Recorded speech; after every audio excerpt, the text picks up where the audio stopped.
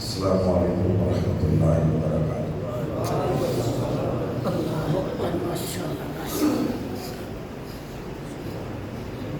نحمدہ ونصلی ونسلم علی سیدنا و مولانا محمد رسول النبی الامین الکریم الرؤوف الرحیم، اما بعد فاعوذ باللہ من الشیطان الرجیم، بسم اللہ الرحمن الرحیم، محمد رسول اللہ۔ وقال اللہ تبارک و تعالی وما محمد الا رسول، صدق اللہ العظیم۔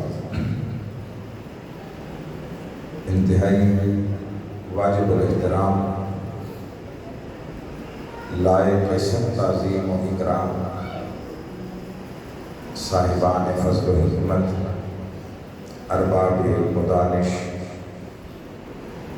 حضرات علماء کرام، ثنا خانان گرامی قدر، قائدین و ذمہ داران و وابستگان تحریک منہاج القرآن، منتظمہ مسجد حاضہ، بانیان مجلس، مہمانان ذی وقار، عمائدین و معززین، بزرگان محترم، نوجوانان ملت اور جملہ خوش بخت و سعادت مند حاضرین و شرکاء محفل میلاد النبی صلی اللہ علیہ وآلہ وسلم، اللہ جل مجدہ کا بے حد و حساب شکر کہ جس نے اپنی توفیق و عنایت اور امر قدرت سے ہمیں اپنے محبوب مکرم صلی اللہ علیہ وآلہ وسلم کی آمد و ولادت اور میلاد کے حوالے سے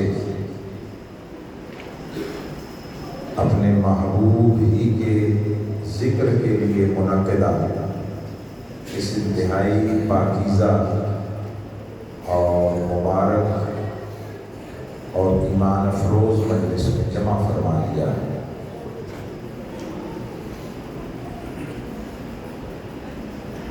سب سے پہلے آپ تمام لوگوں کو آقا علیہ السلام کی آمد اور حضور کا میلاد مبارک ہو۔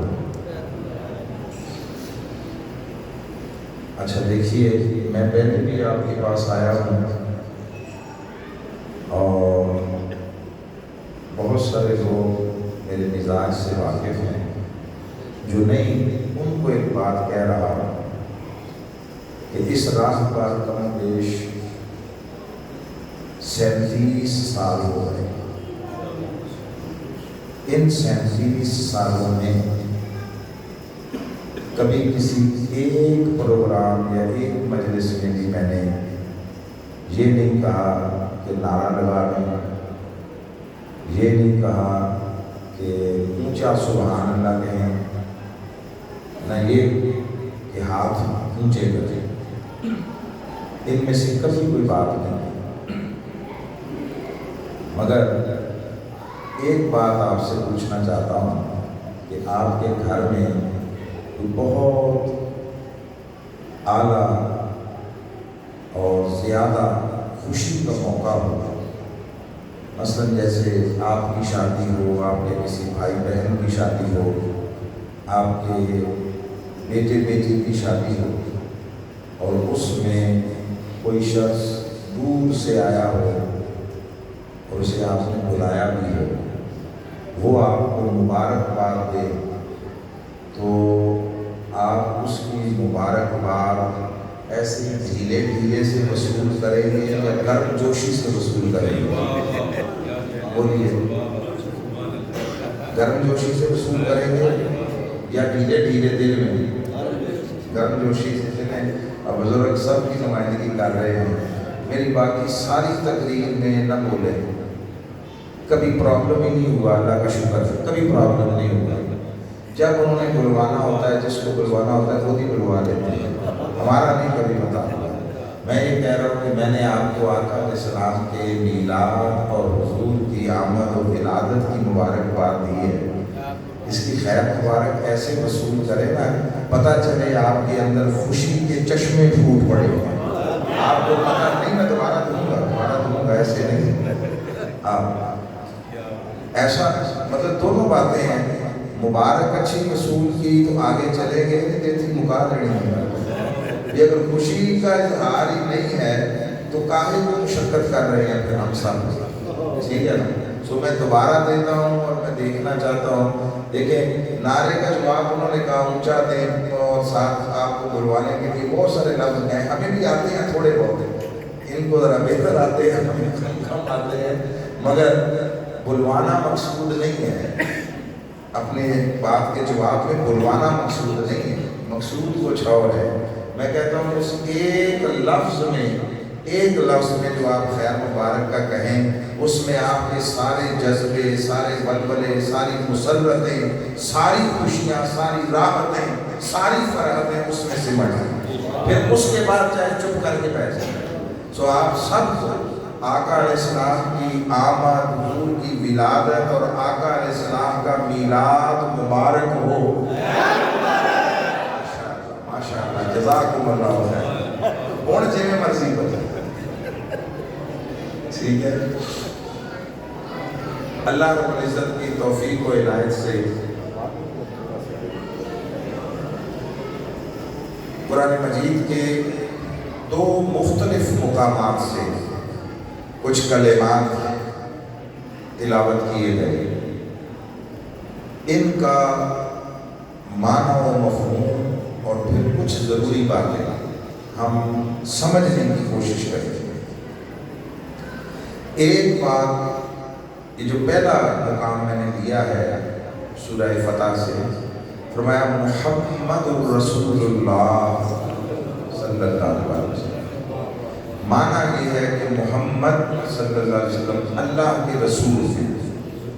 یہ دو حصے ہیں، دو جز ہیں، ایک ہے پہلا جز جو صرف آقا علیہ السلام کے اسم مبارک پر مشتمل ہے، اور وہ ہے محمد، یہ آقا علیہ السلام کی ذات کو ظاہر کرتا ہے۔ آگے ہے رسول اللہ، اللہ کے رسول، یہ حضور کے منصب کو ظاہر کرتا ہے۔ محمدیت ذات ہے، رسالت منصب ہے۔ ذات اس لیے ہے کہ اس سے محبت کی جائے، منصب اس لیے ہے کہ اس کی اطاعت کی جائے، اور محبت اور اطاعت دونوں یکجا ہو جائیں تو دین مکمل ہو جائے۔ دین مکمل، دین پورے کا پورا، اور کسی شے کا نام نہیں ہے سوائے نسبت محمدی صلی اللہ علیہ وآلہ وسلم۔ حضور کی نسبت مل گئی تو دین مل گیا، حضور کی نسبت رہی تو دین موجود رہا، اور خدا نہ خواستہ آقا کی نسبت نہ رہی تو دین کا کہیں ایک ذرہ برابر وجود نہ رہا۔ یہ کل گفتگو کا خلاصہ ہے جو میں نے اولاً آپ کی خدمت میں پیش کر دیا۔ سو میں نے عرض کیا کہ ذات اس لیے ہے کہ اس سے محبت کی جائے، اور منصب اس لیے ہے کہ اس کی اطاعت کی جائے۔ ٹھیک، اب جو پہلی بات سمجھ لیں کہ محبت اور اطاعت، یاد رکھ لیجیے یہ دو جدا چیزیں ہیں، ایک دوسرے کے بہت قریب جڑی ہوئی ہیں، مگر اس کے باوجود اپنی حقیقت میں دونوں الگ الگ چیزیں ہیں۔ محبت جدا شے ہے، اطاعت جدا شے ہے۔ بعض لوگ گڑبڑ کر دیتے ہیں، وہ الجھا دیتے ہیں بات کو، اور اطاعت کے بغیر محبت کو وہ مانتے نہیں ہیں کہ اگر اطاعت نہیں ہے تو محبت نہیں ہے۔ میں اس تصور کو کی نفی کر رہا ہوں، مسترد کر رہا ہوں۔ محبت بغیر اطاعت کے بھی ہوتی ہے اور اطاعت بغیر محبت کے بھی ہوتی ہے، یہ دونوں چیزیں ہیں۔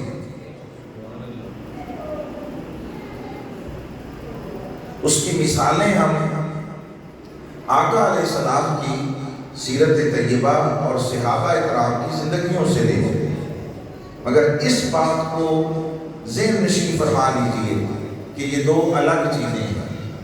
جتنا ایک دوسرے کے ساتھ جڑیں اور جتنا ایک دوسرے کے ساتھ انہیں جوڑا جائے اتنا زیادہ نفع ہوتا ہے، مگر آقا علیہ السلام کی محبت کا نام ایمان ہے، یہ بنیاد ہے، اور حضور کی اطاعت کا نام اسلام ہے، یہ عمل ہے۔ اور دین کسی شے کا نام نہیں۔ میں نے دو اینگل سے دین آپ کی خدمت میں عرض کیا ہے، دو اینگل سے۔ ایک اینگل ہے کہ محبت اور اطاعت مل جائیں تو دین ہوتا ہے، ٹھیک؟ محبت اس سے ایمان ملتا ہے، اطاعت اس سے اسلام ملتا ہے، اور ایمان اور اسلام اکٹھے ہو جائے تو دین وجود میں آتا ہے۔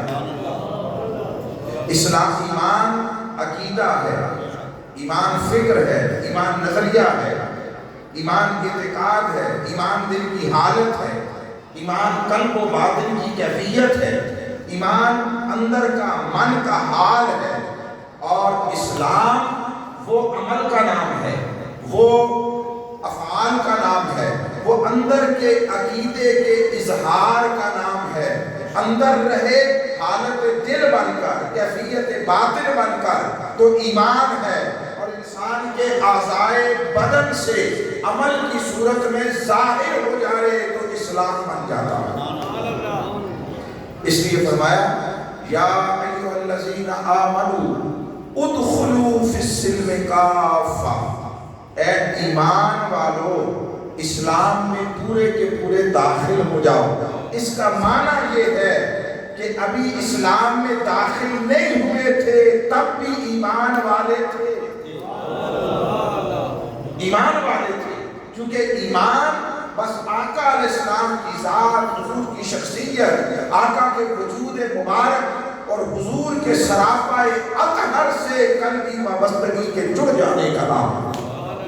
حضور سے محبت ہو جائے اور وہ محبت دل میں اتر کر ساری محبتوں پر غالب آ جائے، ساری محبتوں پر حاکم ہو جائے، اور سلطنت دل پر محبت مصطفیٰ کا پرچم سب سے بلند تر لہرانے لگے اور ساری محبتیں اس کے سامنے جھک جائیں تو اس کیفیت کو ایمان کہتے ہیں۔ باقی محبتیں دین چھڑواتا نہیں ہے، کاٹنے کا نہیں کہتا، باقی محبتوں کو ترک کرنے کا تقاضا نہیں کرتا۔ ماں باپ کی محبت رہے، دین کا حصہ ہے، اولاد کی محبت رہے، زوجین کی محبت رہے، اپنے قبیلے برادری اقربا خیش کی محبت رہے، اپنے علاقے وطن کی محبت رہے، یہ ساری محبتیں رہے، مگر یہ ساری محبتیں محبت مصطفیٰ کی دہلیز پر جھک کر رہے تو بندہ صاحب ایمان ہے۔ اور اگر کبھی کوئی محبت یا ساری محبتیں مل کر محبت مصطفیٰ کے مقابل آ جائے، اس کے سامنے کھڑی ہو جائے اور برابری میں آ جائے تو اس وقت پھر وہ خاص موقع ہوتا ہے، ہمیشہ نہیں ہوتا، کبھی کبھار ہوتا ہے، کسی کی زندگی میں ہوتا ہے، ہر کسی کی زندگی میں بھی نہیں ہوتا، جزوی مرحلے آتے ہیں، کلی نہیں آتا۔ کبھی کوئی محبت یا ساری محبتیں مل کر محبت مصطفیٰ کے سامنے آ جائیں، ٹکرانے لگیں اور اس کے سامنے کھڑی ہو جائیں تو اس وقت جو ساری محبتوں کو یا جو محبت مصطفیٰ کے مد مقابل آئے اسے ترک کر دے اور محبت مصطفیٰ بچا لیا۔ صحابہ کرام کی زندگیاں اس کا کھلا نمونہ تھی، آئینہ تھی۔ آقا علیہ السلام کی محبت میں انہوں نے گھر بار چھوڑے، رشتہ دار چھوڑے، کاروبار چھوڑے، شہر مکہ چھوڑا، حرم خدا چھوڑا، حالت نماز میں قبلہ چھوڑا، مگر مصطفیٰ کو نہ چھوڑا۔ اس کیفیت کا نام ایمان۔ وہ جو چلے لفظ جملہ زبان پر آیا تو میں تھوڑی سی اس کی وضاحت کر دوں گا۔ وہ جو حالت نماز میں مصطفیٰ کے پیچھے گھومے تھے، حضور کے پیچھے 2 رکعتیں ہو گئی ہیں اور آقا 2 رکعتوں کے بعد تیسری رکعت میں ہیں اور حضور نے اپنا رخ انور پھیرا 10 20 45 90 کے زاویے پر نہیں، 180 کے زاویے، 180 کے زاویے۔ وہ جو 180 کے زاویے پر پھرنے کا معنی یہ ہے کہ جدھر چہرہ تھا ادھر پشت ہو گئی اور جدھر پشت تھی ادھر چہرہ ہو گیا۔ اور جب یہ حالت ہوئی تو پھر کیفیت منظر یہ بنا، صحابہ کے رخ ادھر تھے، حضور کا رخ ادھر تھا۔ یہ ایک لمحاتی کیفیت تھی، ایک لمحاتی کیفیت۔ حضور مصلی پر کھڑے ہو کر 180 درجے کے زاویے پر گھومے۔ اب ہم روایتوں میں پڑھتے ہیں کہ صحابہ حیرت سے دیکھ رہے تھے، یہ کیا ہوا؟ میرا اس پہ تبصرہ یہ ہے، حیرت سے نہیں، جو بھی ہوا وہ مسرت سے دیکھ رہے تھے۔ ان کی نماز اس کے سوا تھی ہی کچھ نہیں، ازل سے تیرے عشق کا ترانہ بنی اور نماز اس کے نظارے کا ایک بہانہ بنی۔ ادائے دید سراپا نیاز تھی تیری، کسی کو دیکھتے رہنا نماز تھی تیری۔ یہ ہر صحابی کی کیفیت اور حال تھا، یہ صرف بلال کی بات نہیں ہے۔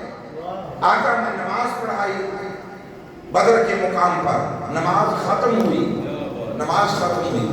ایک صحابی نے سوال کیا، ذرا اس سوال کی نوعیت کو سمجھیے۔ وہ کہتا ہے یا رسول اللہ صلی اللہ علیہ وسلم، حضور آپ نماز میں مسکرا کیوں رہے تھے؟ اس میں جو مزہ ہے نا، جو لطف ہے، آپ سے پوچھتا ہوں، آپ جماعت میں امام کے پیچھے نماز پڑھ رہے ہوں، بھلے پہلی صف میں کھڑے ہوں، امام کے پیچھے کھڑے ہوں، آپ کو امام کا چہرہ نظر آتا ہے؟ اور جو حکم شریعت و فقہ ہے وہ کیا ہے؟ آپ نے سجدے والی جگہ پر دیکھنا ہے، آپ دیکھ بھی سجدے والی جگہ پر رہے ہوں، کھڑے امام کے پیچھے ہوں، تو امام کا چہرہ نظر آتا ہے؟ نہیں نظر آتا۔ یہ سوال نہیں بتا رہا کہ صحابہ کی نماز تھی کیا، وہ ملا کی نماز ہے جو حضور کا خیال آنے سے ٹوٹتی پھرتی ہے، وہ صحابہ کی نمازیں تھی، وہ تختے مصطفیٰ کو رہتے، جھکتے خدا کے سامنے، اس کا نام نماز تھا۔ اور اس راہ پر انہیں خود حضور نے لگایا تھا، آقا نے اس راہ پر چلایا تھا۔ جب حکم نماز آیا وَأَقِیمُوا الصَّلَاةَ، نماز قائم کرو، تو لفظ صلاۃ کے عربی میں 52 معنی ہیں، 50 سے زائد۔ تو اہل زبان تھے، اہل لغت تھے، جب صلاۃ کا لفظ سنا اور ان تک پہنچا تو 52 معنی ان کے سامنے اس طرح کتاب بنا کر کھڑے تھے، کس کو لے کس کو چھوڑے، کس کو اختیار کریں کس کو ترک کریں، سمجھ نہیں آئی۔ سیدھے حضور کے پاس گئے، یا رسول اللہ صلی اللہ علیہ وسلم، حضور یہ حکم صلاۃ آیا ہے، فرمائیے کیف نصلی، ہم کیسے نماز پڑھیں؟ صحیح بخاری ہے۔ آقا نے 4 لفظوں کے جملے میں جواب دیا، محاورتاً نہیں، حقیقتاً 4 لفظوں، فرمایا اور ان 4 لفظوں میں آقا نے نماز کا طریقہ، نماز کے ارکان، نماز کی کیفیت، نماز کی حالت، نماز کا مقصود، روح نماز، حضور نے سب کچھ بیان کیا ایک جملے میں 4 لفظوں میں۔ فرمایا صلو کما رأیتمونی اصلی،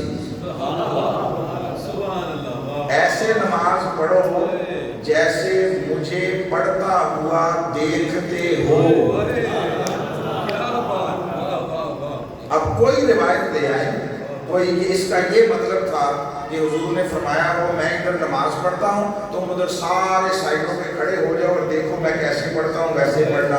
کوئی ایک روایت لا دے، کسی ایک محدث کی شرح لا دے کہ یہ کس طرح آقا نے سکھایا تھا۔ نہیں، حضور نے فرمایا یہ کھڑا ہوتا ہوں مصلی پہ، میرے پیچھے کھڑے ہو جاؤ، مجھے تکتے آؤ، جو میں کرتا ہوں کرتے آؤ، اس کا نام اللہ کی نماز اور عبادت۔ اس لیے وہ نماز میں کھڑے ہوتے تو حضور کو تکتے رہتے ہیں۔ اور بعض کا حال یہ تھا، ہر کسی کی اپنی کیفیت عشق ہوتی ہے، تقابل نہیں ہوتا، یاد رکھیے تقابل نہیں ہے۔ میں تقابل کا قائل نہیں ہوں کہ آپ تقابل کرتے پھرے فلاں کا فلاں کے ساتھ، فلاں کا فلاں کے ساتھ۔ ارے ان میں سے ہر ایک بے مثال تھا، جو بھی مصطفیٰ سے جڑا صحبت مصطفیٰ نے اور توجہ مصطفیٰ نے اور فیض مصطفیٰ نے ہر ایک کو کسی نہ کسی شان میں یکتا بنا دیا، اچھوتا بنا دیا، کوئی کسی جیسا نہیں۔ آپ صدیق و عمر بلال، آپ صدیق و عمر کی بات کرتے ہیں، عثمان و علی رضوان اللہ تعالیٰ علیہ مجمعین ان کی بات کرتے ہیں، مجھے کل صحابہ میں کوئی ایک بلال جیسا دکھا، بلال جیسا دکھا۔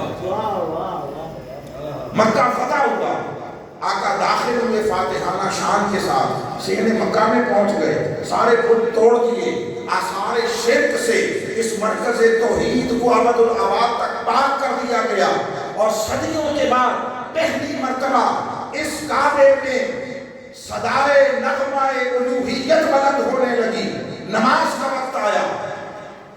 آقا علیہ السلام، یہ بھی ایک ضمنی بات ہے جو عرض کر دوں، آقا علیہ السلام کے سامنے ہر نسل، ہر قبیلے، ہر علاقے، ہر برادری کے لوگ تھے۔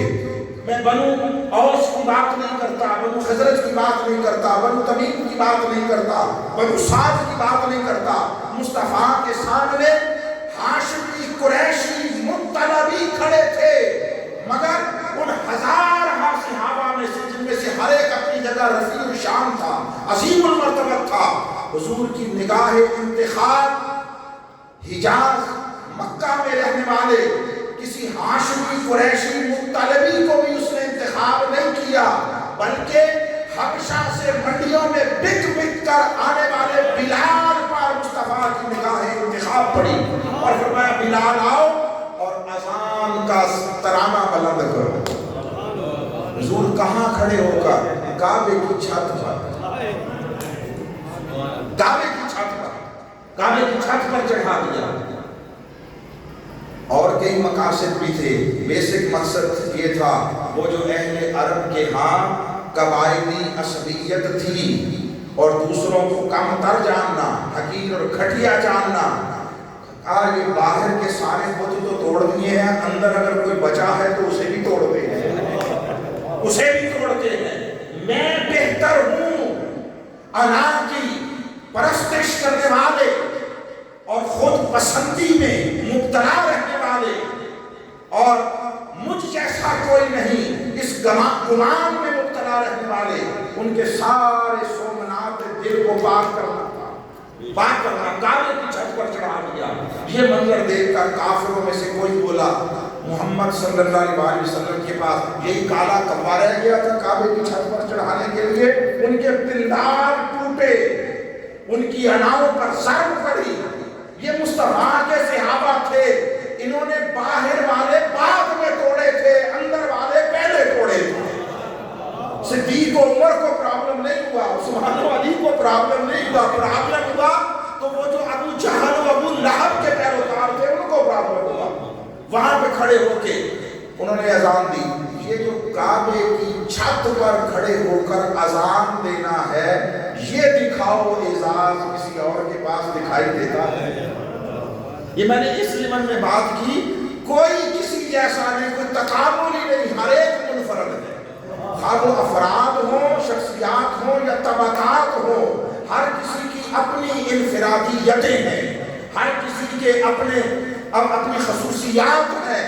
ان को आपस में सामने खड़ा न किया करो, ये एक दूसरे के सामने नहीं है, एक दूसरे के साथ, एक दूसरे के साथ ये शीशा पिलाई हुई दीवार बने हुए हैं, ये जुड़े हुए हैं। और इन सबको जिस शहर ने तस्वीर के दानों की तरह एक लड़ी में पिरोया हुआ है, वो शहर निस्बत मुस्तफा है, निस्बत मुस्तफा। तो वो जो अर्ज करने लगा कि बाज थे वो नमाज में आकर खड़े होते, न पीछे खड़े होते न दाएं खड़े होते। सबसे आला मुकाम जो हमारे यहाँ तसव्वुरात हैं सवाब के एतबार से सबसे आला जगह इमाम के पीछे, फिर दाएं तरफ, फिर बाएं, इसी तरह स्टेप बाई स्टेप। वो जगह उधर खाली भी होती, उधर न खड़े होते, कोई ऐसे भी थे वो बाईं तरफ आकर बैठते खड़े होते नमाज में खब्बे पासे। तो उनसे पूछा कि भाई सवाब ज्यादा या पीछे है या सजे पासे, ये आप खब्बे पासे क्यों खड़े होते हैं? उन्होंने कहा सवाब तुम्हें मुबारक हो, तुम सवाब लो, हम किसी और सौदे के काम हैं, हमें कोई और सौदा चाहिए।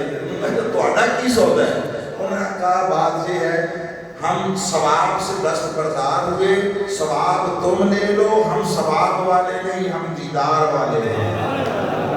उन्होंने कहा अच्छा उसका बाएं तरफ खब्बे पासे खड़े होने से क्या ताल्लुक? उन्होंने कहा है, और वो ये है कि जब नमाज मुकम्मल होती है नमाज, तो ईमान पहले दाएं तरफ सलाम फेरता है, ठीक है, ऐसे दाएं तरफ, पीछे वाले भी सारे दाएं तरफ सलाम फेरते हैं, सबके चेहरे इमाम समेत दाएं तरफ है।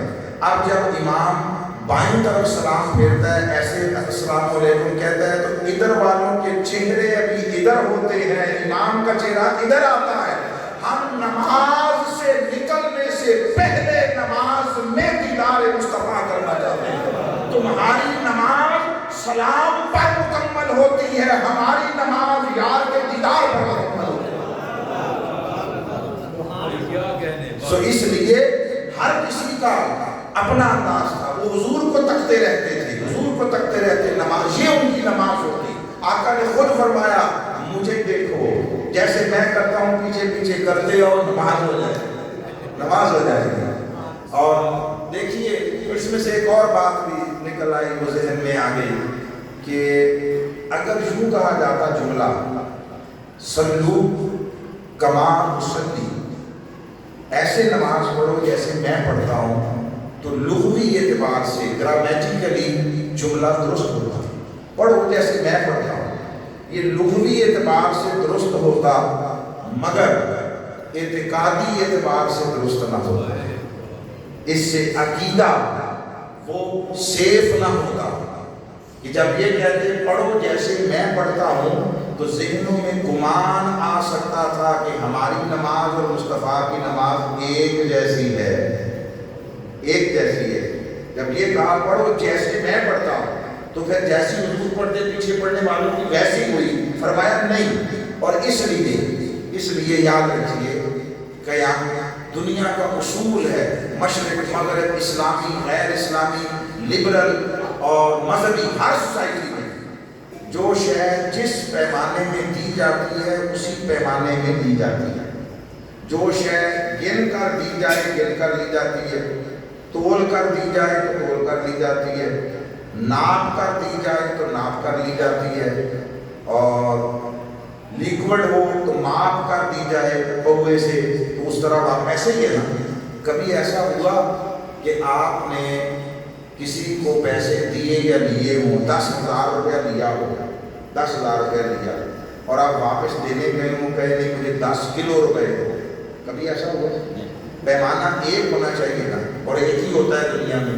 अब ये बात बड़ी अजीब होगी बहुत सारे लोगों के लिए। अल्लाह रब्बुल इज़्ज़त ने जितने आमाल हम पर फर्ज किए हैं, या सारी नेकियां, अरकान इस्लाम, नमाज, रोज़ा, हज, ज़कात, वो सारे गिन कर किए हैं। नमाजें कितनी? 5। रोज़े कितने? 30, या एक माह 30 हो या एक हो, कोई फर्क नहीं पड़ता। हज कितने जिंदगी में साहिब इस्तिताअत पर? 1। ज़कात कितने %? 2.5%। تو 5 30 1 2.5 عدد ہے نا، عدد.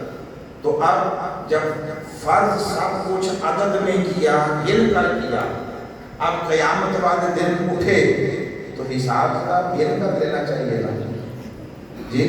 بھائی لاؤ بھائی نامہ اعمال کھولو، اس کی ہوش کی عمر کتنی تھی یا نماز فرض ہونے کی؟ 10 سال کی عمر میں نماز فرض ہوئی، کتنی عمر تھی؟ اس کی عمر ہوئی تھی 80 سال. 80 سال پہلے 10 سال نکال دو، 70 سال کی عدد نکالو، کتنی نمازیں ہیں گنو. پوری ہے، پوری ہوتی کہتے پاس ہو گیا. صاحب استطاعت تھا، حج کیا جی اللہ حج کیا ہے، چلو اس بچے میں سے بھی پاس ہو گئے. مال دیا تھا، زکات دیتا رہا 2.5% ہاں جی گنا ہے، دی ہے پوری زکات، اس میں سے بھی پاس ہو گیا. روزے ہر سال 30 روزے آتے تھے، جب 1 ماہ کے روزے رکھتا رہا جی رکھتا رہا، پاس ہو جاتا. ایسے ہونا چاہیے نا. اگر ایسے کرنا ہوتا تو فرشتوں کو کیلکولیٹر دے کر بٹھاتا، وہاں پر ترازو لگا کر میزان لگا کر نہ بٹھاتا. فرض سب کچھ گن کر کیا، حساب دینے کے لیے اٹھے، اس نے کہا گن کر نہیں لوں گا، تول کر لوں گا، تول کر لوں گا. مولا ہماری سمجھ عاجز آ گئی، ہماری عقل وہ پریشان ہو گئی. جو شاید گن کر دی جاتی ہے گن کر دی جاتی ہے. دنیا میں فرض سب کچھ گن کر کیا اور اب آئے ہیں حساب دے رہے تو حساب تول کر لے رہے. یہ کیا ہوا؟ اس نے کہا اس لیے کہ تمہارے ذہنوں میں کوئی فطور داخل نہ ہونے پائے اور تم یہ گمان نہ کرنے لگو جیسا بعض لوگوں نے کیا. بعض لوگوں نے کیا کہ عمل کے اعتبار سے کوئی امتی نبی سے آگے بڑھ سکتا ہے. کیوں؟ آقا علیہ السلام کی زندگی میں نماز فرض ہوئی ہے اعلان نبوت کے 10ویں سال یا 11ویں سال شب معراج. تو حضور کی زندگی میں فرض نمازوں کا دورانیہ اور عرصہ کل 13 سال. کتنا؟ 13 سال. تو اب آپ میں سے بہت سارے بیٹھے ہوں گے خوش بخت خوش نصیب لوگ کہ جنہوں جب سے ہوش سنبھالا 10 سال کی عمر ہوئی کبھی کوئی نماز قضا نہیں ہوئی. بہت سارے اولیاء گزرے، سینکڑوں لوگ ائمہ گزرے، فقہاء گزرے جن کی کبھی نماز قضا نہیں ہوئی. تو اب امتی اٹھے، اس کے پاس 80 سال کی نمازوں کا ذخیرہ ہے، 80 سال کا. اور کوئی سوچے کہ نبی نے تو صرف 13 سال پڑھی ہے تو معاذ اللہ امتی آگے نکل گیا، گزر گیا. فرمایا نہیں، اس لیے حساب گن کر نہیں تول کر لوں گا. ارے تم میں سے کسی ایک کی تو کیا ساری امت کی قیامت تک اکٹھی کر کے ایک پلڑے میں رکھ دی جائے مصطفیٰ کے ایک سجدے سے کم ہے. تاکہ یہ گمان نہ گزرے کہ کوئی نبی کے برابر ہو سکتا ہے، کہ نبی سے آگے بڑھ سکتا ہے. فرمایا تم کیا جانو میرے مصطفیٰ کا مقام؟ میرا مصطفیٰ وہ ہے کہ تم جاگتے خشوع و خضوع سے نمازیں پڑھو. میرا مصطفیٰ سویا رہے، اس کی نیندیں تمہاری عبادتوں سے افضل، نیندیں تمہاری عبادتوں سے. اس لیے آقا نے فرمایا میری آنکھیں سوتی ہیں، میرا دل جانتا رہتا ہے. اس لیے ہم سو جائیں تو وضو ٹوٹ جائے، نئے وضو کی ضرورت پیش آئے، طہارت کی ضرورت پیش آئے. مصطفیٰ سوئے تو وضو نہ ٹوٹے. ارے ہماری نیندیں غفلت تھی، غفلت ہے، مصطفیٰ کی نیندیں قربت تھی. ہماری نیندیں ہم سے ہمارا آپ چھپا دیتی ہیں، ہماری نیندیں ہمیں خود سے بیگانہ بنا دیتی ہیں. مصطفیٰ کی نیندیں مصطفیٰ کو محبوب سے ملا دیتی تھی. فرمایا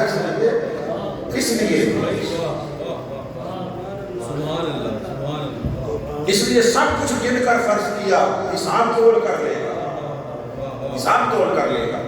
سو وہ بات بہت ساری آگے بڑھ گئی. شروع وہاں سے ہوئی تھی وہ تحویل قبلہ کا واقعہ. تو آقا علیہ السلام واپس مڑے، رخ پھیرا، صحابہ خوشی اور مسرت سے تکنے لگے.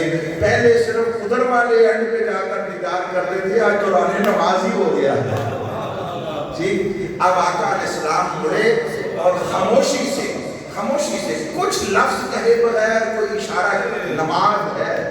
اچھا دونوں سینے سامنے رکھیں، رخ بھی پھر رہا ہے، نماز بھی ہو رہی ہے، نماز بھی ہو رہی ہے. اب ہر صفیں چیر کر درمیان سے گزر گئے اور آخری صف سے ادھر آگے جا کر کھڑے ہو گئے۔ اب صورتحال یہ بنی، مقتدی ادھر ایسے ہیں، امام ادھر کھڑا ہے۔ کوئی مجھے بتائے قبلہ کدھر ہے؟ اللہ کی نماز ہو رہی ہے، خدا کی نماز ہو رہی ہے، ٹوٹی تو نہیں ہے نا، ٹوٹی تو نہیں ہے۔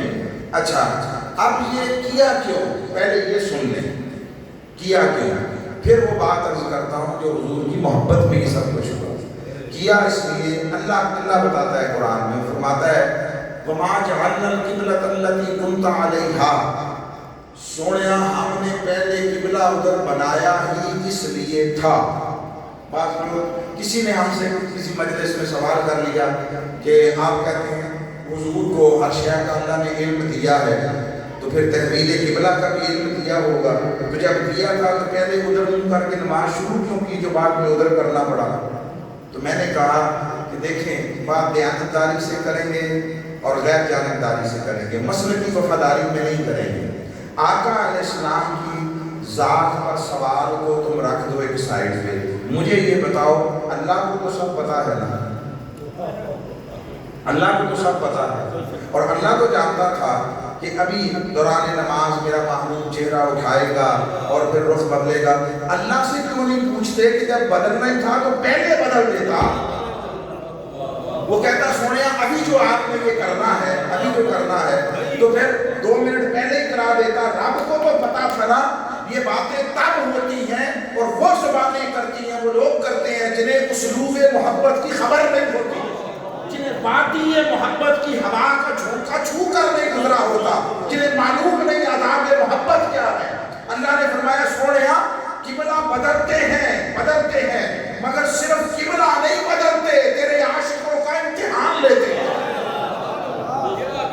ہم دیکھنا چاہتے ہیں ان کا ایمان کس نسبت پر قائم ہے، اس کی بنیاد کیا ہے، نسبت قبلہ ہے یا نسبت مصطفیٰ ہے؟ یہ قرآن کہہ رہا ہے، قرآن کہہ رہا ہے، میں اپنے پاس سے نہیں کہہ رہا۔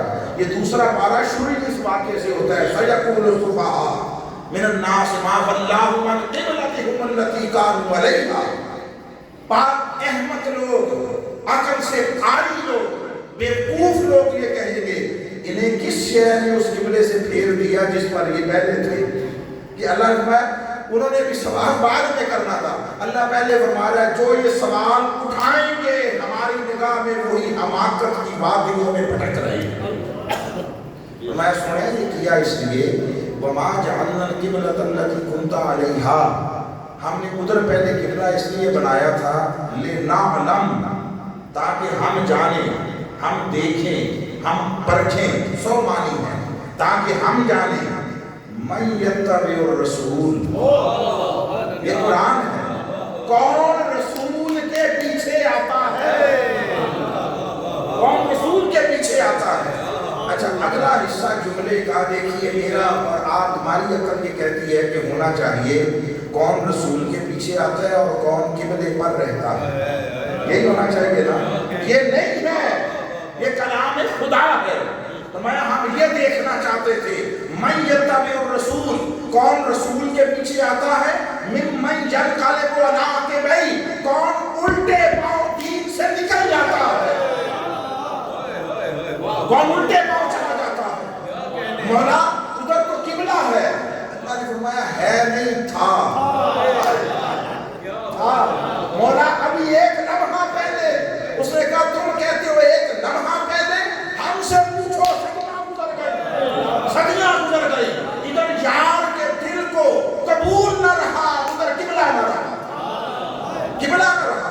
ہمیں قبلوں سے کیا لینا، ہم کوئی قبلوں کے محتاج ہیں، ہماری نمازیں عبادتیں قبلوں کے ساتھ منسلک ہیں، ہمیں قبلوں سے غرض نہیں، قبلے ہماری ضرورت نہیں، یہ تمہاری آسانی کے لیے مقرر کرتے ہیں، سو ہم قبلہ ادھر بنائیں گے جدھر یار چاہے۔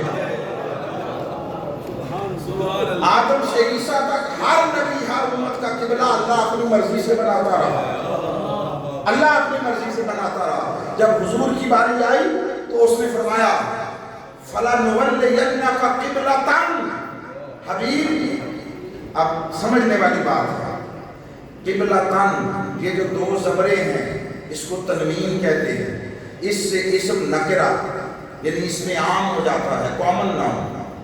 اتنے حصے کا ترجمہ کرنے لگا ہوں، اتنے حصے کا ذمہ داری کے ساتھ، اگلا لفظ چھوڑ کر، فَلَنُوَلِّيَنَّكَ قِبْلَةً، حضور میرے محبوب ہم آپ کو آپ کا رخ پھیر دیں گے ایسے کسی بھی قبلے کی طرف۔ کیا قبلتن عام ہے، ایسے کسی بھی قبلے کی طرف۔ تو مولا تعین کیسے ہوگا؟ فرمایا ترداہا، سوڑیا جس پر تو یا نازل۔ اے غلامان مصطفیٰ، اے عاشقان نبی مختار، اپنے مقدر پر رش کیجئے اور اللہ کے حضور سجدہ شکر بجا لاتے رہیے کہ آدم سے عیسیٰ تک ہر نبی اور ہر امت کے لیے قبلہ اپنی مرضی سے بناتا رہا، تمہیں اس نبی کی امت میں پیدا کیا کہ قبلے بھی جس کی مرضی سے بناتا ہے۔ ہم کیوں نہ اس نبی کی آمد پر اظہار مسرت کریں، کیوں نہ جشن منائیں، کیوں نہ اللہ کے حضور شکر گزاریاں کریں، احسان مندیاں کریں، اس کے گھر میں بیٹھ کر پوری رات اس محبوب کا ذکر کیوں نہ کریں کہ جس کی رضا وہ بھی مقدم رکھتا ہے۔ اور اچھا چلو بنانا ہی تھا، حضور نے چہرہ اٹھایا تھا تو اللہ فرماتا ہے ٹھیک ہے سونے، ابھی یہ نماز مکمل کر لو، اگلی نماز سے بدل دیتے۔ اگلی نماز عمرہ کے لیے گئے، ہمارے ساتھ اور دوست بھی تھے، تو ہم وہ جو مسجد قبلتین ہے وہاں پہ نماز پڑھنے گئے، تو ہم ایسے کھڑے تھے بات کر رہے تھے، تو میں ان کے ساتھ بات کر رہا تھا کہ یہ ہے وہ جگہ، یہاں پہ قبلہ ہوگا، مصلی ہوگا جہاں آقا کھڑے ہوں گے، اور پھر جب تحویل قبلہ کا حکم آ گیا تو ایسے ملے ہوں گے، ادھر آئے ہوں گے، یہ بات کر رہے تھے۔ تو کوئی صاحب جو وہاں چھوڑے ہوئے ہوتے ہیں لوگ، وہ مجھے کہہ رہے ایسا نہیں ہے، یہ نماز کے بعد ہوا تھا، نماز کے بعد نہیں ہضم ہوتی نا بات، ہر دوائی اور ہر غذا ہر کسی کو ہضم تھوڑی ہوتی ہے۔ تو انہوں نے کہا یہ بعد میں ہوا تھا، مان اب ظاہر وہاں جھگڑا تو نہیں کیا، میں نے کہا جی میں مان لیتا ہوں، بس ایویں چھوٹا سا ایک سوال ہے، اگر بعد میں تبدیل ہوا، نماز اسی سمت مکمل کر کے پھر قبلہ تبدیل ہوا، تو ایسی تو کئی مسجدیں ہیں، ایسی تو پھر مسجد نبوی بھی ہے، پھر مسجد قباء بھی ہے، پھر اور مسجدیں بھی ہیں، پھر تو ہر مسجد قبلتین ہونی چاہیے، ہر مسجد قبلتین۔ صرف یہ مسجد قبلتین کیوں بنی ہے، کیوں کہہ رہا، اور یہ آپ نے دروازے کے اوپر دیوار پر اس کے اندر جا نماز کیوں بنائی ہوئی ہے؟ جو گئے ہیں انہوں نے دیکھا ہوگا، ایسے ادھر والا جو دروازہ ہے اس کے اوپر جا نماز بنائی، میں نے کہا اور کسی مسجد میں دکھائی نہیں دیتا ہے کہ جا نماز، یہاں کیوں بنایا ہوا ہے؟ یہ جا نماز بنانا بتا رہا ہے کہ باقیوں میں بھی دونوں طرف نمازیں پڑھی گئی، مگر وہاں تک جب خبر پہنچی تو اگلی نماز انہوں نے دوسری طرف منہ کر کے پڑھی۔ یہ وہ مسجد ہے جہاں نماز جاری تھی اور قبلہ تبدیل ہوا، اس لیے یہاں تم نے اوپر بنایا ہوا ہے، ہم نے نہیں بنایا ہوا ہے، تم نے بنایا ہوا ہے۔ خیر، تو عرض کر رہا ہوں کہ آقا علیہ السلام کی محبت یہ دین کی خشت اول ہے۔ اب جس کے لیے سارا واقعہ سنایا، یہ جو حالت نماز میں جب حضور ادھر چلے گئے تو ایک لمحہ تھا، اور یہ بہت بڑا لمحہ تھا، بھاری لمحہ تھا، میں نہیں کہہ رہا، قرآن کہہ رہا، قرآن کہہ رہا وَإِنَّهَا لَكَبِيرَةٌ، یہ بہت بڑی آزمائش تھی، بہت بڑا امتحان تھا، إِلَّا عَلَى الَّذِينَ هَدَى اللَّهُ، سوائے ان کے جن کو اللہ نے ہدایت دی تھی۔ اب ہدایت کیا تھی؟ ہدایت کیا تھی؟ وہاں پر کلمہ تو نہیں پڑھایا گیا تھا، ہدایت یہ تھی حضور حالت نماز میں صفیں چیر کر ادھر گزر گئے، آقا ادھر کھڑے ہیں، صحابہ ادھر ہیں، آزمائش تھی، ادھر جاتے ہو، اس نے ہدایت ڈالی کی، اس نے دلوں میں القاء کیا، میرے مصطفیٰ کے غلاموں، عاشقوں، اس یار کے لیے سب کچھ چھوڑ کر آئے بیٹھے ہو، گھر بار چھوڑے، رشتہ دار چھوڑے، کاروبار چھوڑے، مکہ چھوڑا، یہ آخری نظر نظریاتی امتحان ہے، پھر اس کے بعد جنگیں شروع ہوں گی، پھر اس کے بعد غزوات ہوں گے، یہ آخری نظریاتی امتحان ہے۔ سو اس امتحان میں کمزور نہ پڑ جانا کہ پہلے ادھر مصطفیٰ تھے، ادھر رشتہ دار تھے چھوڑ دیا، ادھر حضور تھے، ادھر گھر بار تھے چھوڑ دیا، حضور تھے کاروبار تھے چھوڑ دیا، ادھر حضور تھے مکہ تھا چھوڑ دیا۔ آخری امتحان ہے، اب ادھر محبوب ہے مصطفیٰ ہے، ادھر قبلہ ہے، ارے مصطفیٰ کو نہ چھوڑنا، قبلے چھوٹتے ہیں چھوڑ دے۔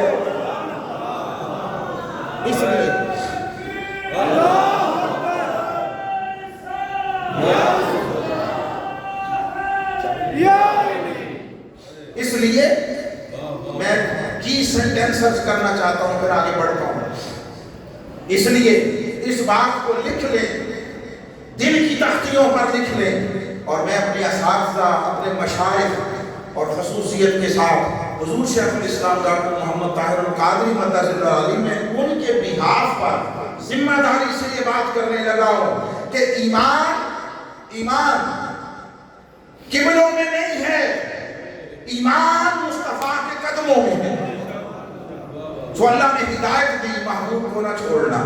اب وہ جو حضور کے پیچھے گھومے ہیں، حضور کے پیچھے سن لیں، نہ حکم خدا پر گھومے، حضور کے حکم پر نہیں گھومے، اللہ کا حکم تو پہنچا ہی نہیں ہے ابھی تک۔ نماز بھی سری ہے، دونوں کی آپس میں معلوم نہیں کیا بات ہوئی ہوگی، اندر ہی اندر کچھ طے کیا ہوگا، کچھ طے کیا ہوگا، جیسے یوسف و بنیامین میں طے ہوا تھا، جیسے یوسف و بنیامین میں طے ہوا تھا، پیادہ چھپا دیا، وہ بات آپ اندر ہی اندر کوئی ہوئی ہوگی طے۔ مجھے تو یہی نظر آتا ہے کہ حضور نے بھی وہی نماز چنی جس میں تلاوت دل میں ہوتی ہے، اونچی نہیں ہوتی، اونچی سری جہری ہوتی، فجر مغرب عشاء ہوتی، جو آیت اترتی وہی اترتی تلاوت کر دیتے، سب کو پتا چل جاتا، سب کو پتا چلتا، امتحان نہ رہتا۔ اللہ نے فرمایا سونیا تیری منشا بھی پوری کرتا ہوں، مگر ایسا کرتے ہیں تیری منشا بھی پوری ہو، تیرے عاشقوں کا امتحان بھی ہو جائے۔ اس کے لیے چنی ظہر کی نماز۔ اب نہ حکم خدا پہنچا، یہ جو گھومے حکم خدا پر بولیے نہیں گھومے، حکم مصطفیٰ پر بھی نہیں گھومے، نہ خدا کے حکم پر پھرے نہ حضور کے حکم پر پھرے۔ آپ کہیں گے پھر بھئی حضور نے کوئی چلتے ہوئے بات کی ہوتی تو پھر تو بات تھی، کوئی اشارہ کیا ہوتا۔ نماز کے سارے آداب کو مصطفیٰ نے ملحوظ خاطر رکھا، نہ کوئی بات کی نہ اشارہ کیا، گزر گئے۔ یہ جو صحابہ حضور کے پیچھے گھومے، نہ حکم خدا پر نہ حکم مصطفیٰ پر، یہ محبت مصطفیٰ میں گھومے۔ انہوں نے سوچا ہمیں کعبوں سے کیا لینا، ہمارا سب کچھ تو وہ کیا، کسی نے کہا میری سون صلاتاں حج زکاتاں مصحف سے قرآن بھی تو سارے نبیاں دا سلطان بھی تو نالے اکشاں دا مہمان بھی تو تے میں مقدی کل مکا دے ماں، میرا دین بھی تو میرا ایمان بھی تو۔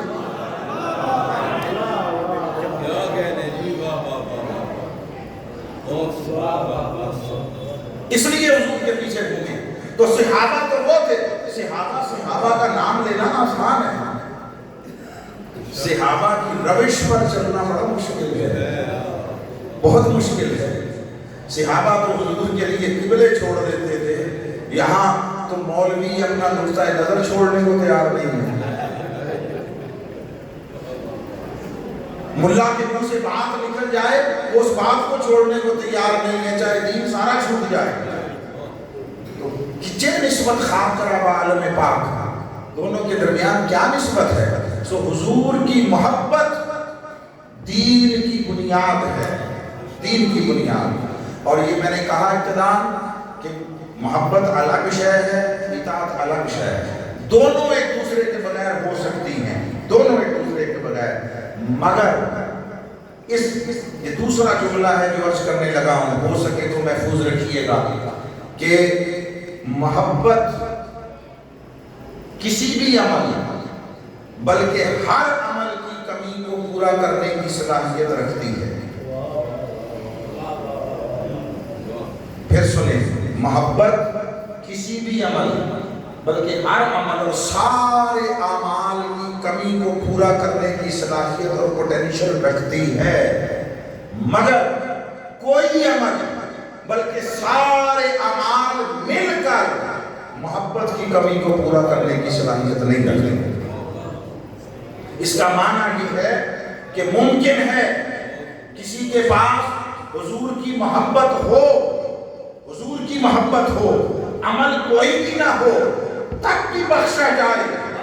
یہ ممکن نہیں کہ کسی کے پاس نماز، روزے، حج، زکوٰۃ و جہاد و تقریر و تبلیغ و خطاب و وعظ ہو کہ ڈھیر ہو پہاڑوں جتنے، مگر مصطفیٰ کی محبت نہ ہو پھر بخشا جائے۔ یہ نہیں ہو سکتا۔ میں دونوں کی مثالیں دیتا ہوں قرآن مجید سے۔ اللہ پہلے حدیث سے لے لیں، حدیث کہ آقا علیہ السلام ایک جنگ میں، غزوہ میں شریک ہیں، ایک جنگ ہو رہی ہے اور کافروں کی طرف سے ایک دیہاتی بدو عرابی وہ کافروں کی طرف سے لڑتا ہوا آیا ہے، لڑ رہا ہے، اپنی سواری پر بیٹھا ہے اور بیٹھے بیٹھے وہ ایسی جگہ پر پہنچا، لڑتے لڑتے اس کی نگاہ حضور کے چہرے پر پڑی، محبوب کے مکھڑے پر پڑی۔ تو اس نے جب حضور کے چہرے کو دیکھا تو اس کا دل گواہی دے اٹھا، اندر سے آواز آئی کہ ایسا مبارک، نورانی، پر رونق، حسین چہرہ کسی جھوٹے کا نہیں ہو سکتا۔ اندر سے آواز آئی، یعنی من اس کا بول اٹھا۔ تو اس نے وہیں اپنی سواری پر بیٹھے بیٹھے آقا علیہ السلام سے مخاطب ہو کر ایک سوال پوچھا اور کہا، اے محمد صلی اللہ علیہ وسلم، اگر اس وقت آپ کا کلمہ پڑھ لوں تو آپ مجھے کیا دیں گے؟ اس وقت میدان جنگ میں آپ کس شے کی ضمانت دیتے ہیں؟ آقا علیہ السلام نے نگاہ اٹھائی، اس کے من کا سارا حال دیکھا تو حضور نے فرمایا، اگر اس وقت بھی کلمہ پڑھ لو میں تمہیں جنت کی ضمانت دے دوں۔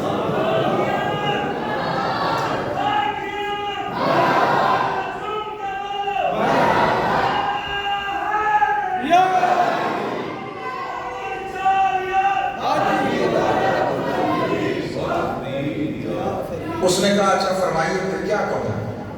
آقا علیہ السلام نے کلمہ پڑھایا، اس نے کلمہ پڑھ لیا۔ اب جب کلمہ پڑھ لیا تو پہلے ہی حضور کے چہرے کو دیکھ کر حضور کی عظمت کا معترف ہوا، اب اس محبت نے جوش مارا تو اس نے چاہا کہ جس کا کلمہ پڑھا ہے اس کی قدم بوسی یا دست بوسی کر دوں۔ سواری لے کر آگے بڑھا، حضور کے قریب جا کر سواری سے اترنے لگا تیزی میں، عجلت میں، تو ایک طرف والا پاؤں رکاب سے نکالا، اوپر سے ایسے گھوما، جس طرف اترنا تھا اس طرف والا پاؤں رکاب سے نہ نکل سکا۔ اب آج کل جو ہمارے نوجوان ساتھی بچے ہیں ان کو اس طرح کم پتہ ہوگا، ویسے وہ ڈرامے شرامے تاریخی لگتے ہیں، اس سے بھی کچھ نہ کچھ آگاہی ہوتی ہوگی۔ رکاب کیا ہوتی ہے؟ رکاب لوہے کا ایک کڑا ہوتا ہے، بس سمپل، وہ زین کے ساتھ وہ جو اوپر بیٹھنے والی سیٹ ہوتی ہے اس کے دونوں سائڈوں پہ لگا ہوتا ہے، اس میں ایسے وہ کڑا ہوتا ہے، اس میں پاؤں ایسے رکھ کر بندہ بیٹھتا ہے تاکہ وہ مضبوطی سے بیٹھا رہے۔ تو وہ جس طرف اترنا تھا اس طرف والا پاؤں پورا